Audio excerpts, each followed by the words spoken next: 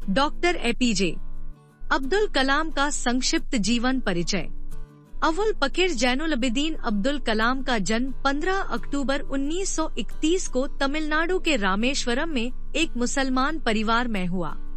उनके पिता जैनुलबदिन एक नाविक थे और उनकी माता अशम्मा एक गृहिणी थी। उनके परिवार की आर्थिक स्थिति ठीक नहीं थे, इसलिए उन्हें छोटी उम्र से ही काम करना पड़ा।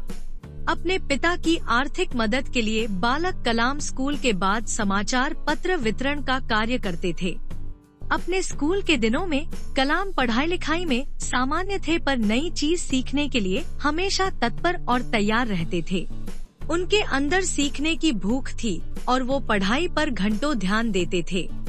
उन्होंने अपनी स्कूल की पढ़ाई रामनाथपुरम स्चुआर्ट्स मैट्रिकुलेशन स्कूल से पूरी की और उसके बाद तिरुचिरापल्ली के सेंट जोसेफ्स कॉलेज में दाखिला लिया, जहां से उन्होंने सन 1954 में भौतिक विज्ञान में स्नातक किया।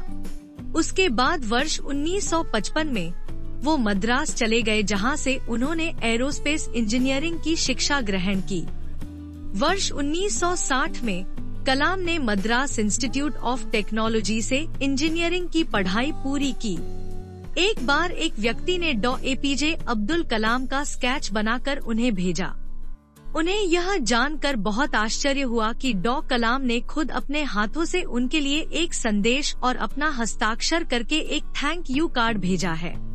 सन 1969 में उन्हें इसरो भेज दिया गया, जहां उन्होंने परियोजना निदेशक, प्रोजेक्ट डायरेक्टर के पद पर काम किया। उन्होंने पहला उपग्रह प्रक्षेपण यान, सैटेलाइट लॉन्च व्हीकल SLV-3 और ध्रुवीय उपग्रह प्रक्षेपण यान, polar satellite launch vehicle PSLV को बनाने में अपना अहम योगदान दिया, जिनका प्रक्षेपण बाद में सफल हुआ। 1980 में भारत सरकार ने एक आधुनिक missile program, advanced missile program, Abdul Kalam ji direction से शुरू करने का सोचा, इसलिए उन्होंने दोबारा DRDO में भेजा। उसके बाद एकीकृत निर्देशित मिसाइल विकास कार्यक्रम, integrated guided missile development program IGMDP, Kalam ji के मुख्य कार्यकारी के रूप में शुरू किया गया। अब्दुल कलाम जी के निर्देशों से ही अग्नि मिसाइल, पृथ्वी जैसे मिसाइल का बनाना सफल हुआ। पूर्व राष्ट्रपति एपीजे अब्दुल कलाम इंदौर की एक फ्लाइट में 2 साल की उस बच्ची की प्रशंसा करने से बच नहीं सके जो सभी को शेयरिंग सिखा रही थी। बच्ची ने बड़े ही प्यार से उन्हें भी चिप्स ऑफर किए तो कलाम एक प्रख्यात वैज्ञानिक, प्रशासक, शिक्षाविद और लेखक के तौर पर हमेशा याद किए जाएंगे और देश की वर्तमान एवं आने वाली कई पीढ़ियां उनके प्रेरक व्यक्तित्व एवं महान कार्यों से प्रेरणा लेती रहेंगी। अपनी आत्मकथा कृति माई जर्नी में कलाम साहब ने लिखा है, जीवन के वे दिन काफी कसमसाहट भरे थे।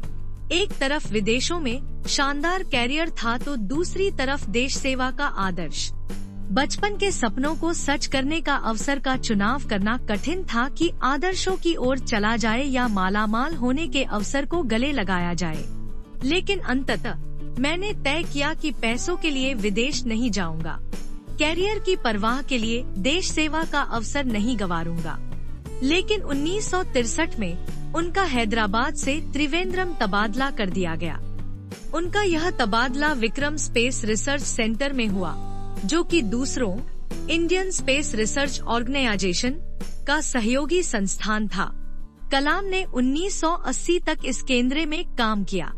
अपने इस लंबे सेवा काल में उन्होंने देश को अंतरिक्ष विज्ञान के क्षेत्र में महत्वपूर्ण मुकाम तक पहुंचाया। विज्ञान क्षेत्र में सफलता हासिल करने के लिए इन्हें 1981 में पद्म भूषण और 1990 में पद्म विभूषण से सम्मानित किया गया। रक्षा अनुसंधान क्षेत्र में अपने उल्लेखनीय योगदान के लिए इन्हें 1997 में देश के सर्वोच्च सम्मान भारत रत्न से सम्मानित किया गया। वर्ष 1998 में राष्ट्रीय एकता के लिए इंदिरा गांधी अवार्ड मिला। अब्दुल कलाम जी को विश्व भर की 40 विश्वविद्यालयों से डॉक्टरेट की उपाधि हासिल है। कलाम साहब जानते थे कि किसी व्यक्ति या राष्ट्र के समर्थ भविष्य के निर्माण में शिक्षा की क्या भूमिका हो सकती है। उन्होंने हमेशा देश को प्रगति के पथ पर आगे ले जाने की बात कही। मेरे लिए नकारात्मक अनुभव जैसी कोई चीज नहीं है। जिंदगी और समय विश्व के दो सबसे बड़े अध्यापक हैं। जिंदगी हमें समय का सही उपयोग करना सिखाती है, जबकि समय हमें जिंदगी की उपयोगिता बताता है। इंसान को कठिनाइयों की आवश्यकता होती है, क्योंकि सफलता का आनंद उठाने के लिए ये जरूरी है। हमें प्रयत्न करना नहीं छोड़ना चाहिए और समस्याओं से नहीं हारना चाहिए।